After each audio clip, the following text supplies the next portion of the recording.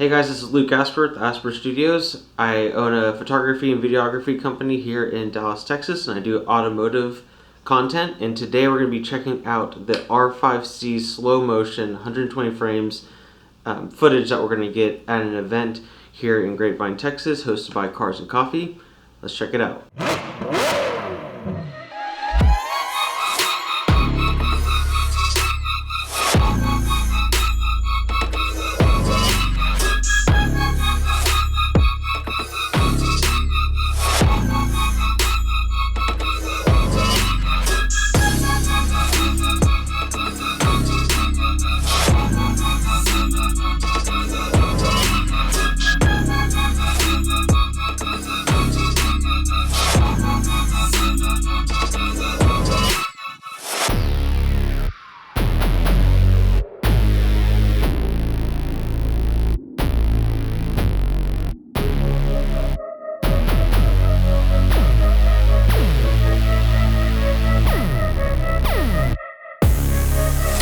If you're new to the channel, my name is Luke Asper. I shoot car content, car photography, car videography here in Dallas, Texas. I also have a video production company called Asper Studios. And that scene you just saw was all shot with the new Canon R5C in 120 frames per second, C-Log3.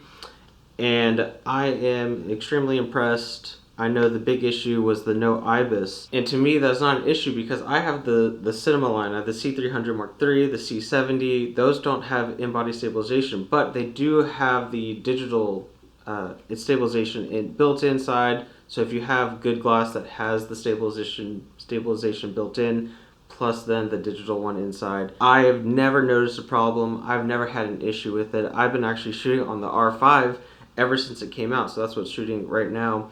And that does have in-body stabilization, and on my rollers, specifically on the rollers, that actually can get in the way because of the gimbal, because of the car moving, the gimbal moving, the spring moving, and then inside it's trying to move that sensor around to get that steady footage, and it ends up not being exactly what I want. So I am extremely grateful that this thing will not have it. I know some people will say, hey, I wish I could have an on and off button. If you're going to be turning it off, there's really no point of even adding it in there, in my opinion. So that to me is not a problem, not an issue.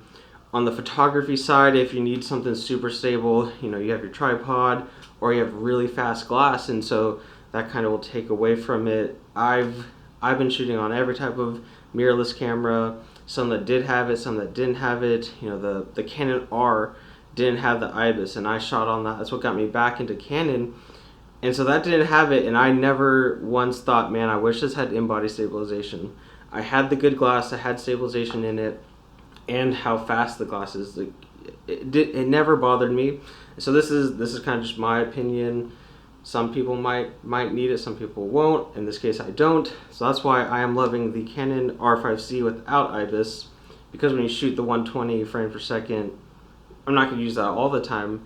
But with that, I don't need to bring a gimbal. I don't need to be getting, you know, a huge setup. This is obviously built out. This is, you know, monitor, battery grip, cage, and then a plate to be able to sit it down where it doesn't fall. So this adds the weight to it. This makes it super smooth. This makes it no wobbles, no weird stuff going on. So that's why I absolutely love this and why I'm okay with the 120 frames, no Ibis. But that's just my opinion, and that's what all that was shot on at the event.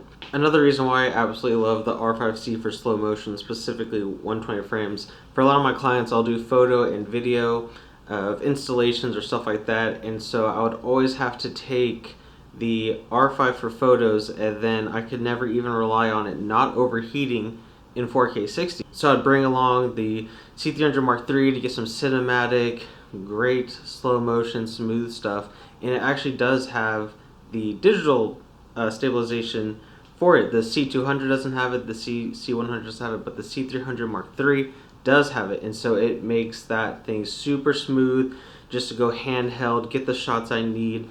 But I was always limited by the EF glass that I had, so now when I go to those client types of shoots, if I don't have to do an interview or anything, I can take one body.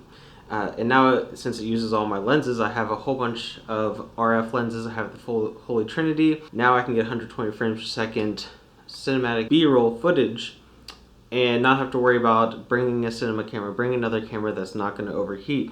So the 120 on this thing now I will be using. I never used it on the R5. I used it for one shoot for a little reel inside, not even outside. It overheated on me, so I could never rely on it. So now with the built-in fan on the R5C, 120 frames, if I get it heavy enough, super cinematic, slow-mo footage for my clients, for me, for the video you just saw. So another reason why this is a great little handheld setup, and I'm not really mad about the Ibis because even the C300 didn't have it.